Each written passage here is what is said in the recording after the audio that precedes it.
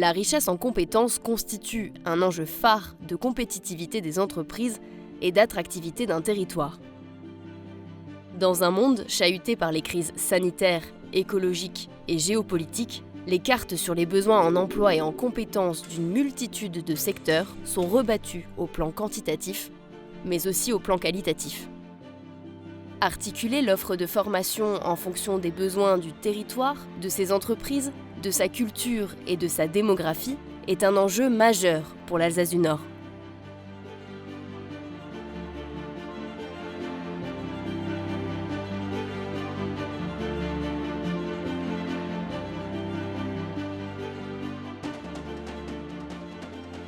Avec la relance et les mutations de l'économie, l'industrie peine à recruter les compétences dont elle a besoin. Les marchés de recrutement deviennent plus compétitifs et les entreprises sont obligées de modifier leurs méthodes. Pour susciter des vocations, elles deviennent désormais beaucoup plus proactives, notamment à travers les réseaux sociaux ou en organisant des opérations de promotion. Bonjour, je suis Laurent Gruber, DRH de la société SEW Usocom.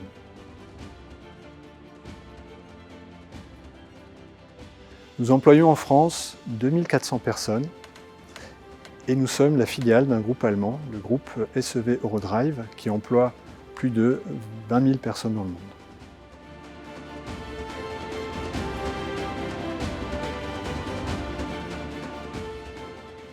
En effet, le marché du travail est plutôt tendu actuellement. Cela dit, nous rencontrons relativement peu de difficultés pour trouver effectivement les compétences dont on a besoin. Nous menons des actions à court terme et des actions à moyen-long terme. Parmi les actions à long terme, nous avons développé une politique d'emploi d'alternants soutenue. Aujourd'hui, nous employons plus de 130 alternants en France. Nous menons également pas mal d'opérations de promotion de notre société. Nous travaillons notre image, notre marque employeur. Pour cela, nous sommes très présents sur les réseaux sociaux. Et d'ailleurs, nous avons lancé un nouveau projet, le projet Alter Uso. C'est un bon moyen de se présenter aux jeunes et de pouvoir trouver effectivement, de créer de nouvelles vocations.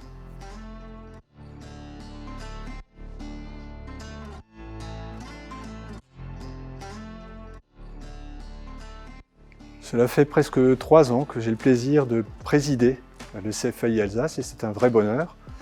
Et on travaille effectivement d'arrache-pied pour promouvoir l'apprentissage auprès des entreprises. Alors les actions que nous menons, elles sont multiples. Nous développons de nouvelles filières d'apprentissage, nous ouvrons de nouveaux diplômes dans tous nos centres, du sud au nord de l'Alsace. Nous avons développé des filières plus courtes, des titres pro ou des CQP, qui sont vraiment beaucoup plus adaptés aux besoins des entreprises, qui peuvent même agir sur le programme de formation de ces apprentis. Nous avons également fortement investi dans nos centres de formation et on espère d'ailleurs que nos élus sauront nous accompagner dans ce projet.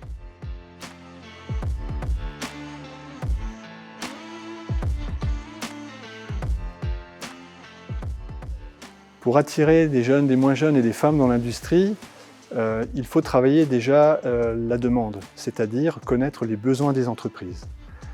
Nous avons, par le passé, déjà montré notre capacité à développer de nouvelles filières de formation. À titre d'exemple, la licence Pro SARI a été un partenariat complet entre l'IUT de Haguenau, le lycée Heinrich, le CFAI et les professionnels, et cela a bien fonctionné. Donc on peut continuer à développer ces filières-là. Autre axe qui est important, c'est de promouvoir les femmes dans l'industrie. Nous avons par exemple une jeune femme qui, en bac pro technicien en chaudronnerie industrielle, a obtenu la médaille d'or aux Olympiades des métiers au niveau mondial. Elle est chez nous en Alsace du Nord et je pense qu'on peut, grâce à elle et grâce à d'autres, promouvoir les femmes dans l'industrie parce qu'elles sont bien souvent meilleures que les hommes.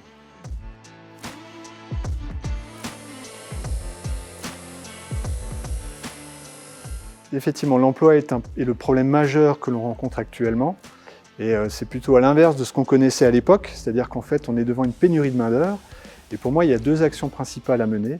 La première, c'est de se concentrer sur un nombre restreint d'actions et de se de se fédérer, de se mettre d'accord sur ces actions et de les lancer ensemble, de les suivre. Et là, on a besoin de l'énergie de tous les acteurs politiques, économiques, éducation nationale.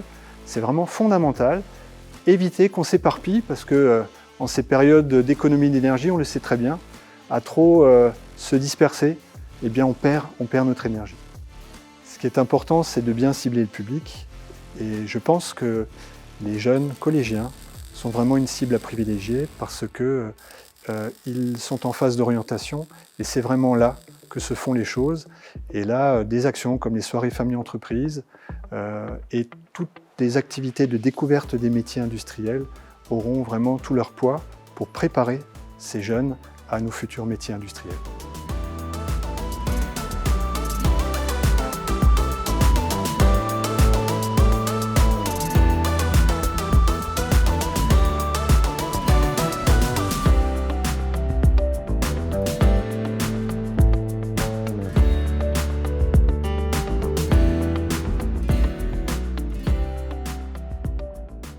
Dans le domaine de la santé, la crise sanitaire a provoqué des départs et exacerbé les besoins en recrutement, pourtant déjà très importants.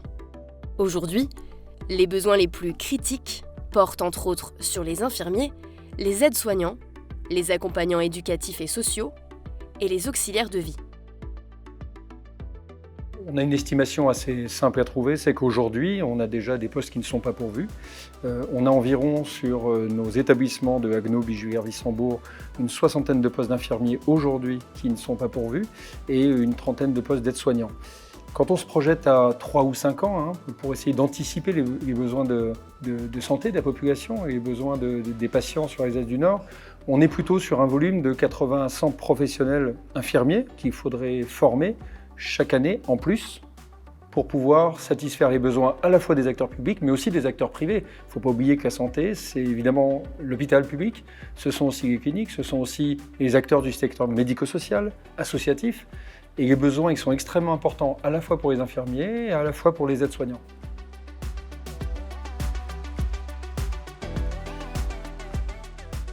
Les besoins en matière de santé ils seront d'abord de consolider l'hôpital public dans ses activités de médecine, de chirurgie, de plateau technique. Ça va nécessiter des infirmiers évidemment, mais aussi des infirmiers spécialisés, des infirmiers anesthésistes, des infirmiers de bloc opératoire, qui sont des spécialités après l'Institut de formation en soins infirmiers. Il va falloir accompagner cette évolution de l'hôpital public, mais on a aussi besoin de professionnels en ville. On a besoin d'infirmiers dans le milieu libéral, dans le milieu associatif, je le disais. Et il va falloir aussi qu'on élargisse un peu le champ de la formation, parce qu'aujourd'hui on forme peu d'infirmiers en Alsace du Nord. On en forme actuellement entre 60 et 75 par an, ce qui ne correspond pas tout à fait, vous le voyez, aux besoins de notre territoire. On forme aussi des aides-soignants, mais on ne forme pas encore d'infirmiers de spécialité. Peut-être que là, il y a quelque chose à construire, en lien avec l'Eurométropole, avec les autres territoires, pour créer des structures de formation décentralisées. L'ère aujourd'hui, c'est de rapprocher finalement les formations du terrain, des utilisateurs. Et en Alsace du Nord, nous manquons encore de structures de formation, notamment pour les infirmiers de spécialité. Ce que nous attendons tous d'ailleurs de la région, c'est l'ensemble des professionnels de santé, c'est de pouvoir augmenter les quotas de formation. C'est une attente qui est très forte aujourd'hui et d'autant plus si on veut sortir de la crise sanitaire, qu'on veut redonner une perspective au système de santé, il va nous falloir des professionnels bien formés et en nombre suffisant. Or, la région a le pouvoir de fixer ses quotas en lien avec l'ARS, bien sûr, l'Agence régionale de santé. Et ce pouvoir-là, eh bien, il va falloir en faire usage sur notre territoire particulièrement. On a 2 instituts de formation en soins infirmiers, basés à Haguenau et à Brumat, sous l'égide de EPSAN, et 5 instituts de formation aides-soignants. Eh bien, ce que nous attendons, surtout sur les personnels infirmiers, c'est une augmentation significative des quotas de formation. Sur Haguenau, nous y sommes prêts. Nous sommes prêts à augmenter de 50% le nombre d'étudiants en soins infirmiers qui intègrent l'Institut. L'objectif, évidemment, c'est de faire cet effort durablement pour pouvoir se projeter à 5 ou 10 ans et avoir le nombre de professionnels suffisant pour prendre en soin nos personnes âgées et nos patients.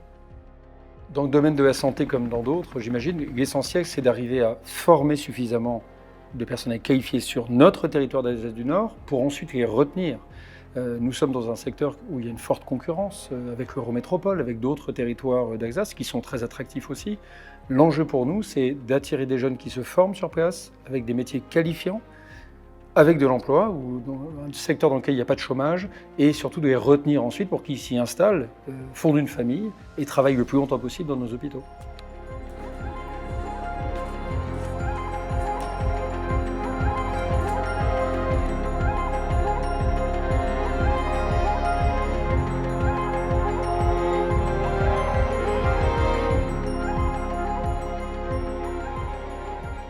Selon un rapport du ministère du Travail, avec la santé, la construction fait partie des secteurs les plus dynamiques en termes de création de postes.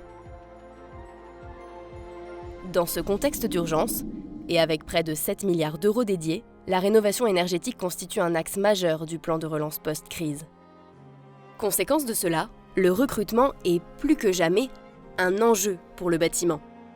Pourtant, les entreprises peinent à recruter. L'offre de formation dans ce domaine mériterait d'être étoffée en Alsace du Nord. Bonjour, je m'appelle Laurent Lickel, je gère une société basée à Bischofszell, spécialisée dans le gros œuvre, la voirie réseau divers et le terrassement, d'une 50aine de personnes.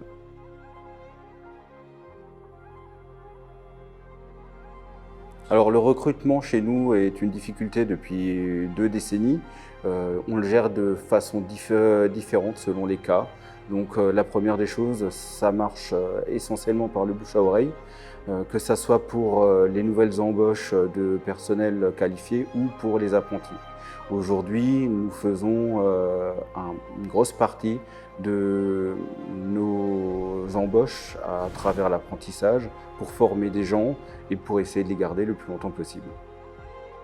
Nous avons en moyenne 3 à 4 apprentis que nous formons entre 2 et 4 ans pour qu'ils puissent rentrer dans le monde du travail et qu'ils puissent être pleinement professionnels dans leur métier.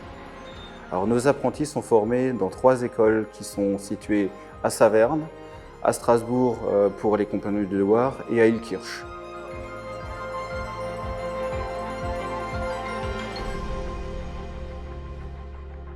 Depuis 3-4 ans, on constate un engouement pour l'apprentissage suite aux différentes démarches de l'État pour essayer d'attirer de nouveaux candidats au niveau des travaux manuels. Et nous avons des demandes de la part de jeunes que nous n'avions pas pendant les dernières années.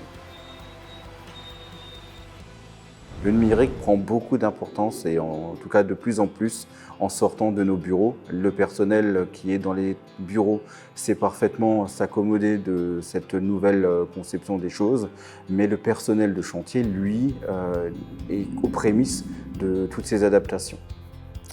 Aucune formation n'existe à ce jour dans notre région pour former nos salariés sur le chantier et il serait très essentiel aujourd'hui que notre personnel de chantier soit formé de plus en plus sur tout ce qui est outils numériques.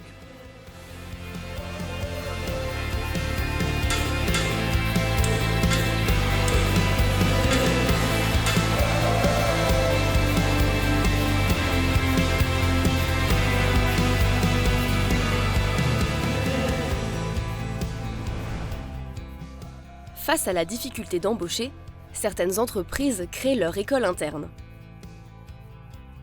Propre ou mutualisée, ce choix reflète le souci commun des entreprises de valoriser des filières souffrant d'un déficit de main-d'œuvre et de proposer une offre de formation de proximité adaptée à leurs besoins spécifiques. Plusieurs entreprises de l'Alsace du Nord ont donc créé leur propre centre d'apprentissage.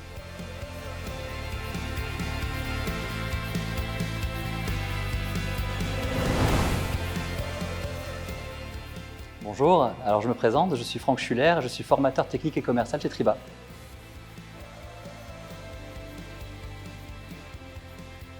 Alors Triba a créé un centre de formation pour pouvoir accueillir et former tous les nouveaux entrants dans le réseau, à la fois les concessionnaires et les commerciaux, pour apprendre tout ce qui est lié à la technique des menuiseries de manière générale, mais également rentrer dans le détail sur nos gammes, nos produits, le plan de vente pour pouvoir aider les commerciaux à créer un parcours client pour les clients finaux, avec tous les outils qu'on a mis à disposition du réseau, que ce soit les outils classiques de commerce, mais également les produits, les outils digitaux qu'on a mis en place. Voilà. Donc on est Calliope depuis quelques temps maintenant, donc un vrai centre de formation officiel. Et je souhaite développer ce centre de formation avec des équipes. Et on accueille environ entre 7 et 10 participants par session. C'est 3 fois une semaine, avec à chaque fois du terrain entre, pour appliquer ce qu'on voit en formation. Donc ça fait à peu près 80-100 personnes à l'année qu'on forme ici.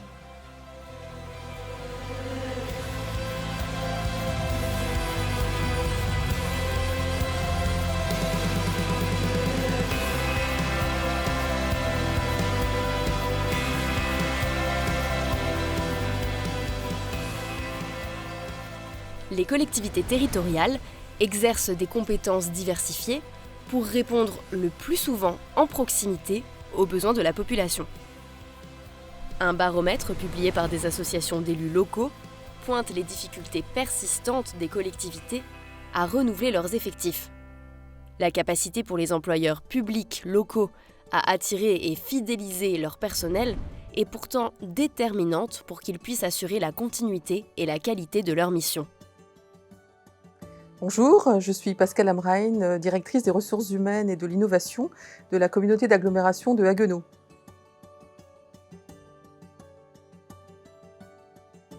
Nous connaissons actuellement d'importantes difficultés de recrutement dans le public tout comme dans le privé. Je crois que le marché du travail a beaucoup changé, a bougé très vite, notamment depuis la crise sanitaire. Il me semble que la place du travail n'est plus la même aujourd'hui. Les personnes ont revu leur équilibre de vie, leurs priorités. Et je crois qu'il s'agit d'abord d'un projet de vie et les choix professionnels suivent très souvent ce projet de vie, contrairement à ce qui a pu peut-être se pratiquer il y a quelques années. Ce qui fait qu'il y a beaucoup de mouvements dans nos organisations, dans nos collectivités. Alors je peux peut-être évoquer des personnes qui ne souhaitent pas renouveler leur contrat, qui démissionnent, qui du coup ont des projets de vie différents. Donc à nous, en tant qu'employeurs, d'être attractifs plus que jamais et de pouvoir aussi garder nos salariés une fois qu'ils sont recrutés au sein de nos organisations.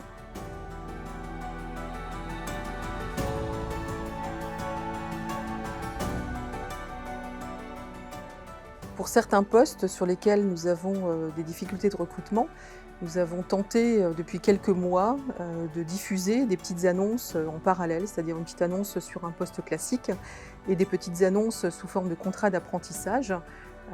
C'est vrai qu'on essaye de mettre le maximum de chances de notre côté et nous sommes prêts à accueillir des jeunes, à nous investir pour les accompagner, pour les former, pour les faire progresser dans leur parcours professionnel. Mais il est vrai qu'à entendre les lycées professionnels, je crois qu'ils ont les mêmes difficultés que nous en termes de recrutement et très peu de candidatures de jeunes apprentis, en tout cas lors de cette dernière rentrée scolaire. Donc voilà une des pistes que nous pouvons déployer au sein de notre collectivité. Maintenant, il me semble que nous pourrions aussi sur le territoire, de manière concertée, collective, commune, essayer de déployer des actions pour favoriser nos recrutements. En matière d'orientation professionnelle, il me semble que nous pourrions mettre en place des temps très courts d'immersion en entreprise, des temps flash, pour permettre aux jeunes, mais aussi aux personnes qui sont en insertion professionnelle ou en reconversion, pour découvrir ou redécouvrir des métiers, afin qu'ils aient une bonne représentation de ces postes de travail. Et puis ensuite, après l'orientation professionnelle, il me semble qu'il y a la formation, le développement des compétences. Et là aussi, je pense que nous pourrions, sur le territoire, de manière collective, essayer de renforcer l'offre de formation et de mettre en place des actions de formation. Alors pour ce qui nous concerne, ça pourrait être autour des postes d'agents d'entretien et d'animateurs périscolaires via des BAFA, par exemple.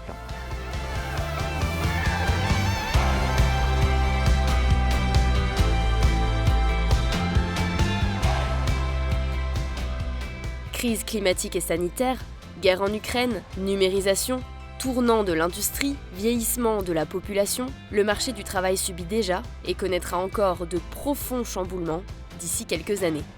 Ce contexte troublé et les évolutions structurelles que nous vivons nous confirment bien l'enjeu de la formation et de l'anticipation des besoins de compétences comme un capital essentiel pour le territoire. Ainsi, la formation doit constituer une politique territoriale clé et le rôle coordonné des collectivités, des acteurs économiques, de la formation et de l'éducation nationale est essentiel. L'Alsace du Nord offre des formations remarquables, notamment dans le domaine de l'industrie. Cependant, le besoin de compétences est tel qu'il est nécessaire de développer rapidement des parcours adaptés et de proximité, en particulier dans les domaines du bâtiment, de la santé et des services. L'Alsace du Nord s'est fixé pour ambition de développer une offre de formation qui participe à l'accompagnement de son économie. Elle souhaite notamment développer le potentiel technique, technologique et universitaire, car il s'agit pour elle de pouvoir répondre à l'évolution de ses emplois et de maintenir son attractivité pour les activités actuelles et à venir. Décideurs politiques, acteurs économiques, de la formation, de l'orientation et de l'insertion, nous poursuivons tous le même objectif, la compétitivité de l'Alsace du Nord et de nos entreprises, le développement de l'emploi, ainsi que l'ancrage et l'épanouissement des populations qui l'occupent.